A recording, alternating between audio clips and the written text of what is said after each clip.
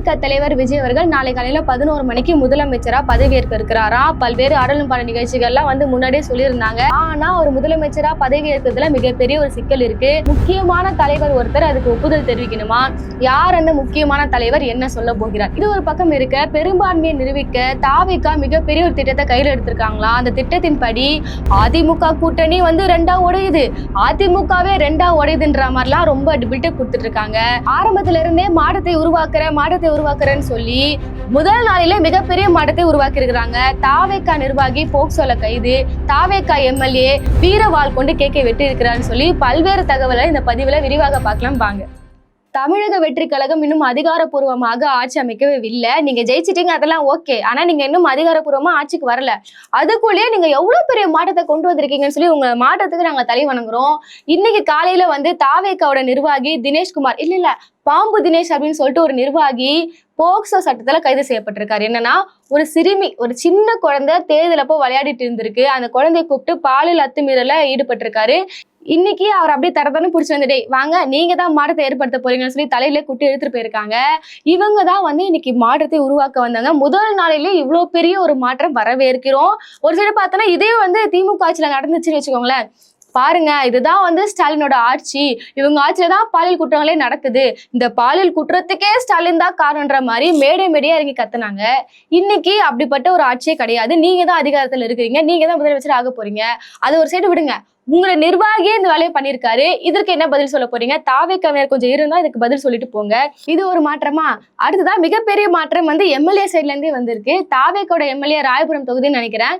அவர் என்ன பண்ணிருக்காருன்னா, தனது பிறந்த நாளை கொண்டாடுறாங்க. நீங்க கொண்டாடிட்டு போங்க, அதெல்லாம் உங்களுக்கு பெரிய விஷயம் இல்லை, அதெல்லாம் விமர்சனமா நாங்க பேச மாட்டோம். ஆனா இவர் என்ன பண்ணிருக்காருன்னா, வீரவாளை கொண்டு மக்களுக்கு அப்படி அப்படியே காமிச்சிட்டு அதே வீரவாளை கொண்டு தப்பு என்ன பண்ணிட்டாரு, கேக்க கட் பண்ணிட்டாரு. அது எப்படின்னா, அந்த கொஞ்ச நாள் மட்டும் எல்லாம் ரீல்ஸ் போடுவானுங்களே, இந்த பட்டகத்தி வச்சு கேக்க கட் பண்றவங்க எல்லாம் அரெஸ்ட் பண்ணிருந்தாங்க. அதே வேலையை இவர் பண்றாரு. அது கொஞ்ச நேரத்துல இவர் அப்படியே மேல காமிச்சிட்டு கேக்க வெட்டையில லைலா மணிக்கு மூஞ்சே மாறிடுச்சு. கொஞ்சம் பதறிட்டாரு. யோ, என்னயா பண்ணிட்டு இருக்கையா, நிறுத்தியா, கேமரா ரெக்கார்டிங்லாம் போயிட்டு இருக்கு, வெளியெல்லாம் வீடியோ விட்டுறக்கூடாது, நாங்க வேற மாற்றம்னு பேசி வச்சிருக்கோம், இந்த மாதிரிலாம் பண்ணாதுன்ற மாதிரி லைலா மூஞ்சி அப்படி வாடு. லைலா மணியை பொறுத்த வரையுமே, என்னதான் அவர் ஒரு ஆட்சிக்குரிய கட்சியில இருந்தாலுமே, அவர் ஒரு பெரியாரை படிச்சுட்டு வந்த ஒரு முற்போக்கு சிந்தனை கொண்ட ஒரு நபர் தான் லைலா மணி. அதனால அவருக்கு தெரியுது, ஐயோ இதெல்லாம் பண்ணாதீங்கன்ற மாதிரி. இந்த கம்பேரிட்டிவ்லி பார்த்தோம்னா, லைலா மணிக்கு இருக்கிற அரசியல் அறிவு கூட இப்ப முதலமைச்சராக போற சிஎம் விஜய் அவர்களுக்கு இல்லை. நான் அரசியல் அறிவு கம்பேர் பண்ணி பார்க்கும்போது லைலா மணி ரொம்பவே அரசியல் அறிவுப்படுத்தப்பட்ட ஒரு நபர் தான் லைலா மணி. அதனால ஒரு பதினாறு இதெல்லாம் பண்ணாதீங்கன்ற மாதிரி. இப்போ ஒன்றும் இல்லை, இப்போ நீங்க கேட்கலாம், இதுதான் நீங்க மாற்றத்தை கொண்டு வரீங்க நீங்க கேட்குறீங்களே, இதெல்லாம் திமுக ஆட்சியில நடக்கவே இல்லையா அப்படின்னு நீங்க கேட்கலாம். சிம்பிளான ஒரு கொஸ்டின். சரி, திமுக ஆட்சியில நடந்துச்சுன்னு வச்சுக்கோங்களேன், நீங்க என்ன சொல்லிட்டு ஆட்சிக்கு வந்தீங்க? நாங்க மாற்றத்தை கொண்டு வரோம், இது மாதிரிதான் திமுக ஆட்சியில இருக்குது, நாங்க மாற்றம் கொண்டு வரோம் தானே வந்தீங்க. ஆனா இப்படிலாம் நடக்குது. அப்ப இதெல்லாம் பண்ற விஷயத்த நீங்க மறுபடியும் பண்ணீங்கன்னா இது எப்படி ஒரு மிகப்பெரிய ஒரு மாற்றமா இருக்கும்? இதெல்லாம் இவ்வளவு விஷயங்கள் கட்சியில ஊசலா போயிட்டு இருக்கு. இப்பவே இந்த மாதிரி விஷயங்கள்லாம் பண்றீங்கன்னா, அப்போ நீங்க ஆட்சிக்கு வந்துட்டீங்கன்னா, அதிகாரப்பூர்வமாக ஆட்சிக்கு வந்துட்டீங்கன்னா நீங்க என்னென்னலாம் பண்ணுவீங்க? இதுக்கடையில நாளை காலையில 11 மணிக்கு விஜய் அவர்கள் முதலமைச்சராக பதவியேற்க போகிறான்னு சொல்லி போட்டு ஒரு நியூஸ் இப்ப ஸ்ப்ரெட் ஆயிட்டு இருக்கு. அது எங்கன்னு பார்த்தோன்னா, நேரு ஸ்டேடியம். எனக்கா அப்படியே பழைய ஞாபகம் போயிடுச்சு. அதாவது எலெக்ஷனே நடக்கல, எலெக்ஷனுக்கு முன்னாடியே இந்த தாவேகவினர் இந்த போஸ்ட் எல்லாம் போட ஆரம்பிச்சிட்டாங்க. எங்க அண்ணன் நேரு ஸ்டேடியத்துல பதவியேற்க போகிறார். அது எப்படின்னா, நான் அந்த கார்டே போடுறேன் பாருங்க. அதாவது அனிருத்தோட இசை நிகழ்ச்சி, த்ரிஷாவோட நடன நிகழ்ச்சி, ஸ்ரீநாதோட காமெடின்னு சொல்லி பல்வேறு நிகழ்ச்சி நேரில் போட்டு இப்படிதான் எங்க அண்ணன் பதவியேற்க போகிறான்னு சொல்லி நேரு ஸ்டேடியத்தை தான் மென்ஷன் பண்ணி போட்டாங்க. இப்ப அபிஷியலாவே விஜய் அவர்கள் அதே இடத்துல பதவி போகிறான்ற போது நம்மளுக்கு பதறுது. இவங்க செஞ்சாலும் செய்வாங்கய்யா, அப்போ உண்மையாலே த்ரிஷாவோட ஆடலும் பட நிகழ்ச்சி எல்லாம் இருக்குமா அப்படின்ற மாதிரி காமெடிகள்லாம் போயிட்டு இருக்கு. ஆனா விஜய் அவர்கள் சிஎம் அதுல மிகப்பெரிய ஒரு சிக்கல் இருக்கு. நாளைக்கு அவர் சிஎம்மா பதவி ஏற்கணும்னா முக்கியமான ஒரு நபர் அதுக்கு ஒப்புதல் தெரிவிக்கணும்னு நான் சொல்லியிருந்தேன். அது யாருன்னு பார்த்தோன்னா, ஆளுநர் அர்லேக்கர். அவரு தான் நாளைக்கு விஜய் முதலமைச்சரா பதவி ஏற்கணும்னா ஒப்புதல் தெரிவிக்கணும். இப்ப விஜய் கிட்ட இருந்து ஒரு கடிதம் போயிருக்கு. அதாவது, நீங்க எனக்கு 2 வார காலம் கால அவகாசம் கொடுங்க, அதுக்குள்ளேயே என்னோட பெரும்பான்மையை நான் நிரூபிச்சிடுறேன், அதுக்குள்ள எப்படியாவது என்ன சிஎம் ஆக்கி விட்டுருங்க, என்னோட தொண்டர்கள் தொல்லையெல்லாம் என்னால தாங்க முடியல, எப்படா நான் சிஎம் ஆவேன்னு சொல்லி அவங்க எல்லாம் வெயிட் பண்ணிட்டு இருக்காங்க, தேவையில்லாத போஸ்டர் எல்லாம் வெளியே போட்டுட்டு இருக்காங்க, சீக்கிரமா என்ன சேம் ஆக்கி விட்டுருங்கன்ற மாதிரி அவர் லெட்டர் எழுதி கொடுத்திருக்காரு. இன்னைக்கு 3 மணிக்கு வந்து அர்லேக்கர் வந்து தமிழகத்துக்கு வரப்போகிறாரு, சென்னைக்கு வரப்போகிறாரு. அதனை ஒட்டி இவங்களோட சந்திப்புன்றது இன்னைக்கு இந்த 3-4 நடந்து முடிஞ்சிடும் அப்படின்ற மாதிரி சொல்றாங்க. என்ன மாதிரியான முடிவுகளை வந்து அர்லேக்கர் தரப்போறாருன்ற மாதிரி ஒரு விஷயம் போயிட்டு இருக்கு. இவங்க கட்சி என்ன மூசலாடிட்டு இருக்கு, பெரும்பான்மைன்றது இவங்க நிரூபிக்கவே இல்லை. அதுக்குள்ளேயே இவங்க வந்து பதவியேற்கிறது என்ன, அதுக்கப்புறம் இந்த மாற்றத்தை ஏற்படுத்துறது என்ன, ஒரு சைடு போயிட்டு இருக்கு. இல்ல காமெடியான ஒரு விஷயம் என்னன்னா, இவங்களோட நிலைமையே இப்ப 108. 108ன்றீங்க, எனக்கு நம்ம இந்த ஆம்புலன்ஸ் ஞாபகம்லாம் போகுது, இந்த பேரிடர் காலம் மாதிரி இருக்கே அப்படின்னு சொன்னீங்கன்னா உண்மையா அதுதான். தமிழகத்துக்கு இது மிகப்பெரிய ஒரு பேரிடர் காலம், அது உண்மைதான். 108ன்றது தாவேக்கா வந்து ஆட்சி அமைக்கணும், பெரும்பான்மையா ஆட்சி அமைக்கணும்னு பாத்தீங்கன்னா 118 இடங்கள் தேவை. ஆனா இப்ப இவங்க வந்து 108 இடங்கள் மட்டும் தான் பெற்றிருக்காங்க.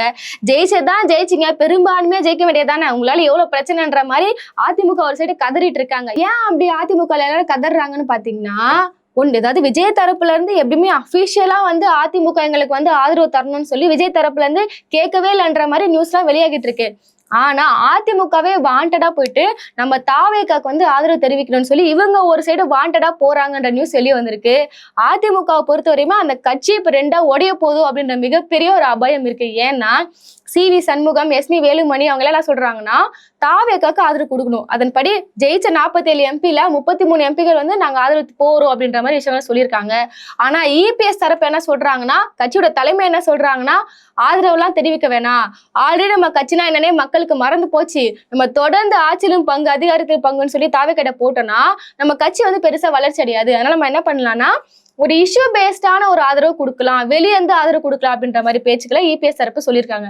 அது என்னங்க இஷ்யூ பேஸ்ட்னு பாத்தீங்கன்னா, சிம்பிளா ஒரு எக்ஸாம்பிள் எடுத்துக்கலாம். இப்ப இவங்க வந்து ஆதரவு கொடுப்பாங்க, வெளியே இருந்து ஆதரவு கொடுப்பாங்க. இப்ப திருப்பரங்குன்றம் இஷ்யூ உள்ள வருதுன்னு வச்சுக்கோங்களேன், அப்ப தாவேக்கா தலைவர் வந்து ஒரு பேச்சுக்காக என்ன சொல்வாரு, ஐயோ அந்த மாதிரி கலவரம் எல்லாம் பண்ணாதீங்க, அங்க வந்து ஒரு மத நல்லிணக்கம் போயிட்டு இருக்கு, இந்த மாதிரிலாம் பண்ணாதீங்கன்ற மாதிரி தாவேக்கா தலைவர் சொன்னால் EPS அவர்கள் எல்லாம் சொல்லுவாரு, அதெல்லாம் நீங்க பேசக்கூடாது, அங்க விளக்கு ஏத்தணும், எங்க BJP ல இருந்து ஆர்டர் வந்துச்சுன்னு சொல்லி இது மாதிரி முரண்கள்லாம் போகல. அது மாதிரி எங்களுக்கு ஆதரவாக ஒரு திட்டம் வெளியே வந்துச்சுன்னா நாங்க அதுக்காக பேசுவோம், எங்களுக்கு எதிராக ஒரு செயல்முறை தமிழ்நாட்டில் நடக்குதா நாங்க அதை எதிர்ப்போம் அப்படின்ற மாதிரி ஒரு இஷ்யூ பேஸ்டான ஒரு ஆதரவை நாங்க தருவோன்ற மாதிரி EPS சொல்றாங்க. இது எங்க இருந்து வந்ததுன்னு பார்த்தோம்னா, மேல் இடத்துல இருந்து BJP ல இருந்து ஒரு அழுத்தம் காரணமாக EPS வந்து வாண்டடா போயிட்டு நம்ம ஒரு ஆதரவு தரலாம் அப்படின்ற மாதிரி சில விஷயங்கள்லாம் போயிட்டு இருக்கு.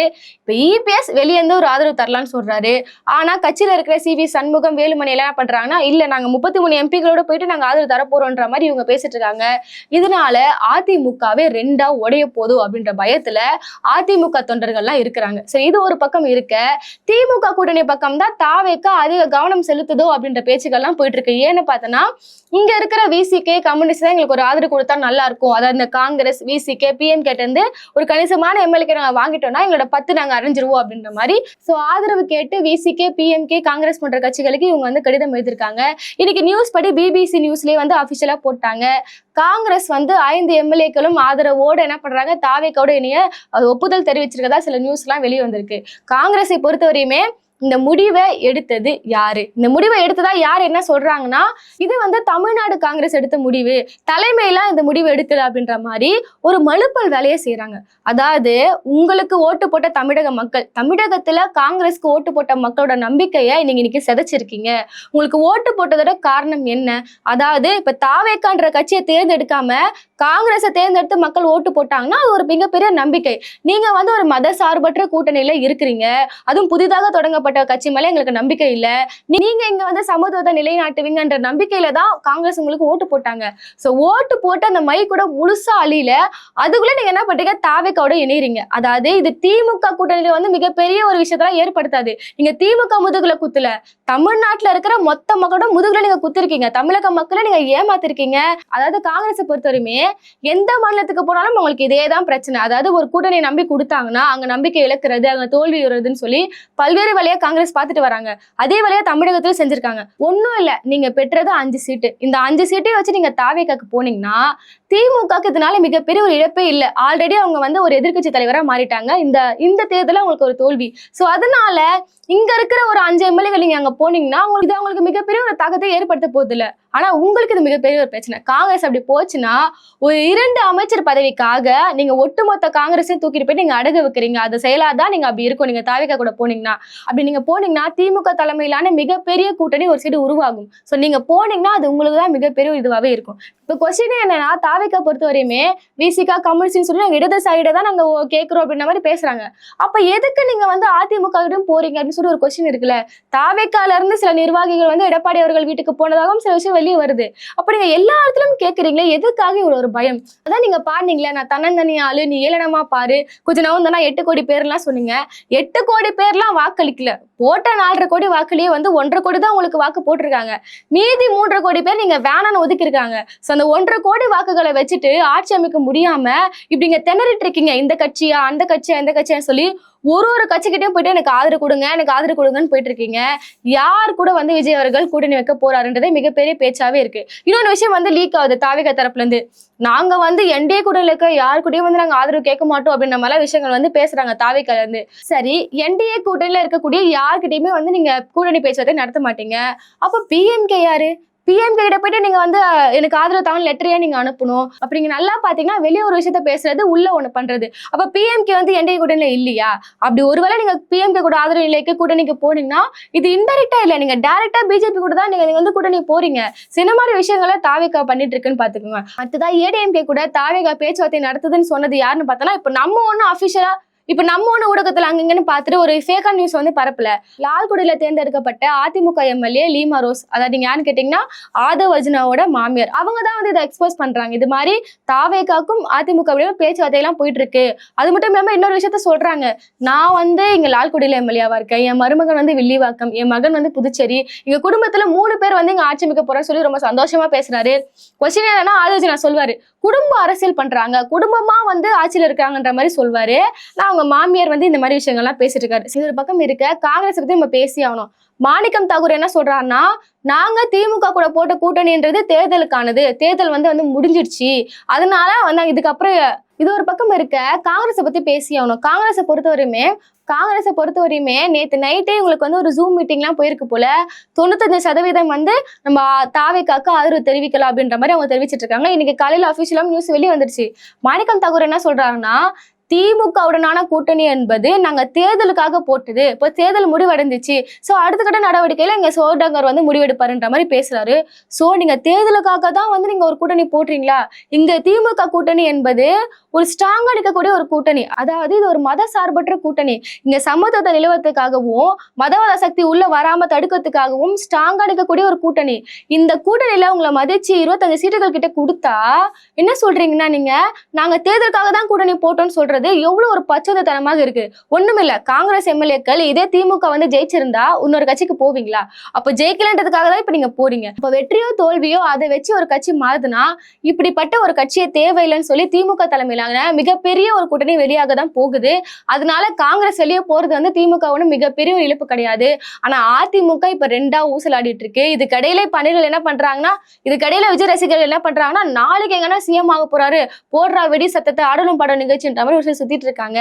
சோ தொடர்ந்து பார்க்கலாம் விஜய் அவர்கள் யார் கூட கூட்டணிக்கு போக போறாரு. இல்ல யாருமே ஆதரவு கொடுக்கலன்னா மீண்டும் 6 மாதம் கழிச்சு இன்னொரு எலெக்ஷன் நடக்கும். சோ தொடர்ந்து பார்க்கலாம். உங்க கருத்து என்னன்னு சொல்லி நம்ம கமெண்ட் செக்ஷன்ல சொல்லிடுங்க. நம்ம சேனலை சப்ஸ்கிரைப் பண்ணிக்கோங்க. நன்றி.